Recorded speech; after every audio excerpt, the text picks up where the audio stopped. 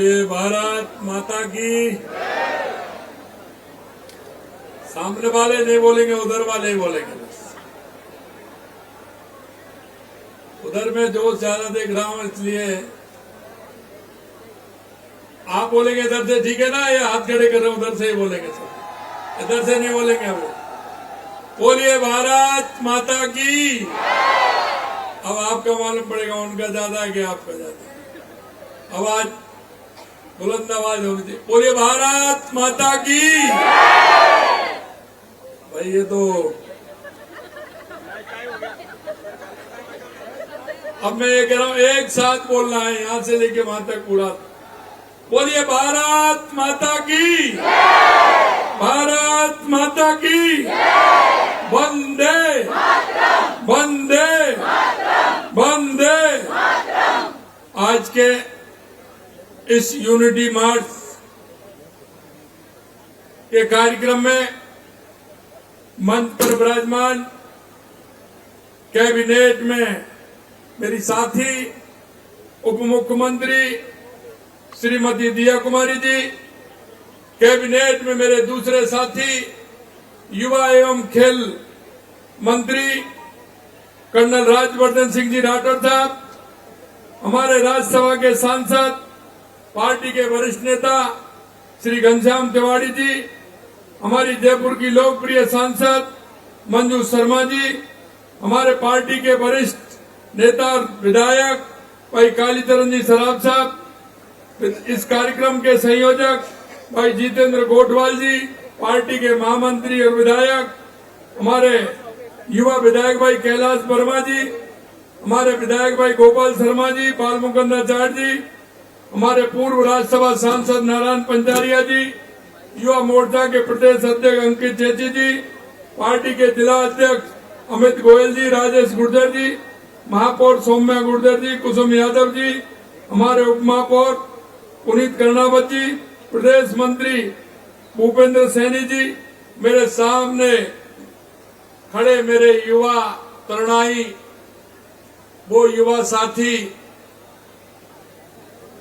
जो आगे विकसित भारत का निर्माण करने में अपनी भूमिका निभा रहे हैं, ऐसे मेरे सभी युवा साथियों, हमारे सभी अधिकारीगण, मीडिया के साथियों, मेरे प्यारे भाई और बहनों, आज हम सभी सरदार वल्लभ भाई पटेल 150वीं जयंती मना रहे हैं। 150वीं जयंती के साथ सरदार 150 समारोह का लिए हम आप सभी यहाँ एकत्रित हुए हैं। मैं आपके माध्यम से सबसे पहले तो मैं ऐसे लोक पुरुष सरदार वल्लभ भाई पटेल जी, जिन्होंने देश की एकता और अखंडता के लिए जिस तरह से उन्होंने देश की और एकता अखंडता के लिए काम किया और उन्होंने राष्ट्र निर्माण का काम किया, ऐसे में महापुरुष को उनके चरणों में वंदन करता हूं, अभिनंदन करता हूं और आप सभी के माध्यम से राजस्थान की जनता को उनके जन्मदिन के अवसर पर बहुत बहुत शुभकामनाएं देता हूं और उनके चरणों में पुष्पार्पित करता हूं।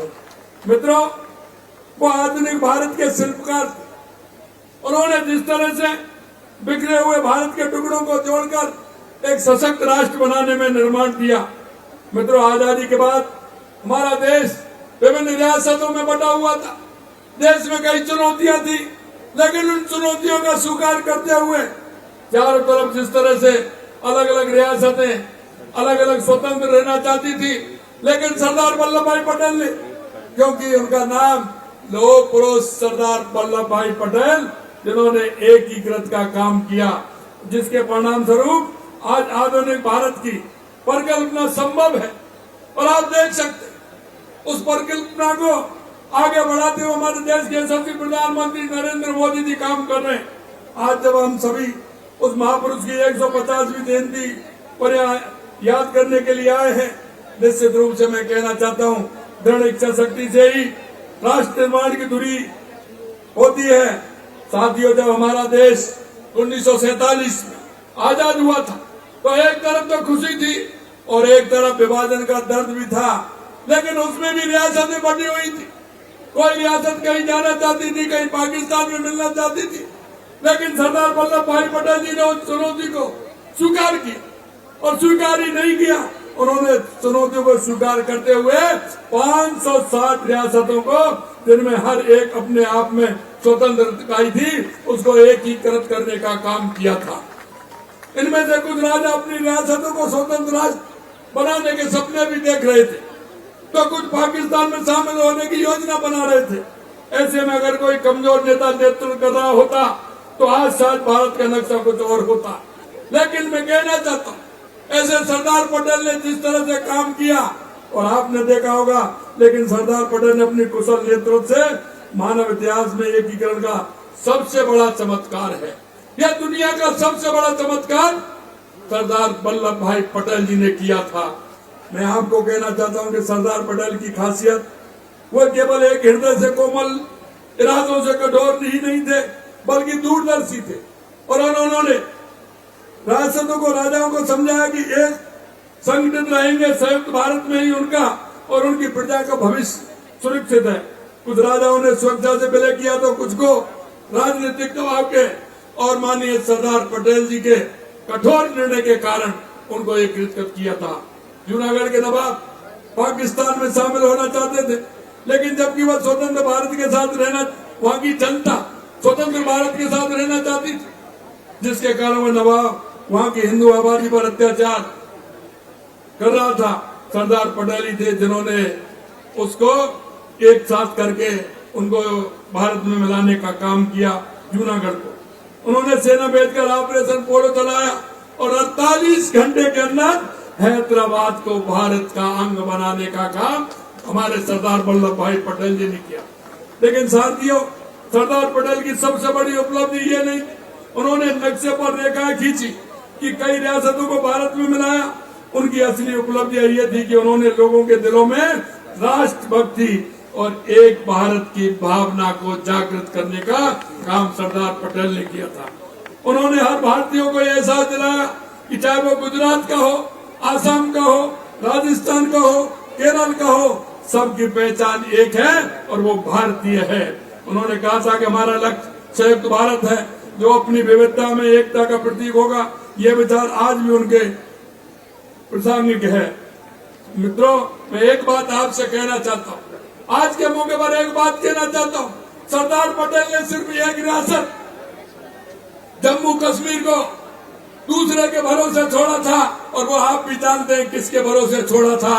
लेकिन वहां भी आपने देखा कि वो एक रियासत ऐसी जो धारा 370 लगाने का काम किया, लेकिन देश के यशस्वी प्रधानमंत्री नरेंद्र मोदी जी ने सरदार वल्लभ भाई पटेल जी का सपना पूरा किया और आज जम्मू कश्मीर में धारा 370 हटा करके देश के यशस्वी प्रधानमंत्री नरेंद्र मोदी जी ने उसको देश में पूर्ण रूप से अभिन्न अंग बनाने का काम किया। यह सरदार पटेल के मायने में सच्ची श्रद्धांजलि है। आज खास तौर पर युवाओं से कहना चाहता हूँ कि सरदार पटेल ने देश को एकजुट किया था, अब आपको एक साथ आगे बढ़ना है। उन्होंने सशक्त राष्ट्र की नींव रखी, आपको विकसित भारत बनाना है, आपको विकसित भारत बनाना है। आज का युवा भारत की सबसे बड़ी शक्ति है। जब युवा शक्ति जागृत होती है तो कोई लक्ष्य असंभव नहीं रहता है। सरदार पटेल ने ये तो किया था, उन्होंने असंभव को संभव बना करके दिखाया था। राजस्थान सरकार युवाओं के सशक्तिकरण के लिए लगातार काम कर रही है और आपने देखा होगा कि 2 साल के अंदर युवा जो हमारा परेशान रहता था, और जब वो परेशान रहता था देखते थे कि पेपर लीक हो जाते थे, क्या 2 साल में एक भी पेपर लीक हुआ है? मैं आपसे पूछना चाहता हूँ, 2 साल में कोई एक भी पेपर लीक हुआ है क्या? मैं आपसे ये भी कहना चाहता हूँ मेरे भाई और बहनों, आप देख लीजिए जिस तरह से 2 साल के अंदर 91,000 नियुक्ति पत्र देने का काम हमने किया है। 1.5 लाख हमारी भर्ती प्रक्रिया चल रही है, लगातार विज्ञप्ति निकल रही है, कैलेंडर भी हमने निकाल करके दिया है। युवाओं, हम विश्वास दिलाते हैं आपको, सरकारी नौकरी भी देंगे, प्राइवेट सेक्टर में भी नौकरी देंगे, राजस्थान के अंदर भी नौकरी देंगे। आपको चिंता करने की जरूरत नहीं है। हमारे राजस्थान को सशक्त बनाना है, भारत को सशक्त बनाना है, हमें नई ऊंचाइयों को छूना है। और हमारे जो स्वामी विवेकानंद जी ने कहा था कि उठो जागो और इस देश दुनिया पे छा जाओ, ये समय आ गया है। आपसे मैं इतना ही कहना चाहता हूँ कि आप पूरी ताकत के साथ काम करिए, पढ़िए मन लगा करके। हमारी सरकार पूर्ण रूप से युवाओं के साथ है। अंत में इतना कहना चाहता हूँ कि आज का युवा राष्ट्र का निर्माण ताकि भूमिका निभा सकता है, जिम्मेदारी पूरी ईमानदारी से निभाना है। आज राष्ट्रीय पखवाड़े के तहत एकता दौड़ का आयोजन कर रहे हैं, तो ये सिर्फ एक दौड़ नहीं है, ये एक संदेश है, एक संकल्प है। हम सब एक हैं, एकजुट होकर की हम विकसित राजस्थान और विकसित भारत के सपने को पूरा करने का काम करेंगे। जैसे सरदार पटेल ने 560 रियासतों को एक सूत्र में पिरोया, वैसे ही हम आप सबको मिलकर समाज की हर दरार को पाटना है। जाति, धर्म, भाषा, प्रांत, ये सब हमारे देश की विविधता की कमजोरी है। इसी विविधता को ध्यान में रखते हुए साथियों, आज सबसे आग्रह करना चाहता हूँ, क्योंकि संकल्प हमें लेना है। पहला संकल्प लेना है, किसी भी परिस्थिति में राष्ट्र और राष्ट्रीय एकता हमारे लिए सर्वोपरि होगी। दूसरा संकल्प हमारा होगा, हम सब मिलकर एक अखंड सशक्त भारत का निर्माण करेंगे। तीसरा संकल्प होगा, हम सब मिलकर के आत्मनिर्भर भारत का निर्माण करेंगे। एक ऐसे भारत का निर्माण जो अपनी सभी जरूरतों के लिए किसी पर निर्भर ना हो। और मैं ये भी कहना चाहता हूँ, युवाओं साथियों से कहना चाहता हूँ, यह देश ही नहीं, दुनिया भारत की तरफ देख रही है।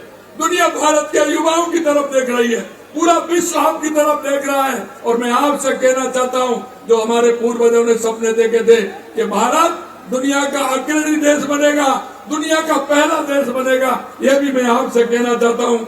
आज की इस दौड़ में शामिल होकर आपने सरदार पटेल के विचारों को जीवित किया है। इस दौड़ में शारीरिक नहीं बल्कि मानसिक भी एकता की और विकास की और सशक्त भारत की ओर ये हमारी दौड़ है। मैं राष्ट्रीय एकता अखंडता में भाग लेने के लिए आप सभी का हृदय से धन्यवाद देता हूँ। आइए हम सब मिलकर सरदार पटेल के सपनों को, भारत को साकार करें और हम देश के यशस्वी प्रधानमंत्री नरेंद्र मोदी जी के नेतृत्व में हम भारत को दुनिया में एक नंबर का बनाने का काम हम करेंगे। इसी आशा और विश्वास के साथ पुनः आप सभी को सरदार पटेल की जयंती की बहुत बहुत शुभकामनाएं। जय भारत, जय राजस्थान। आप सभी को बहुत बहुत धन्यवाद।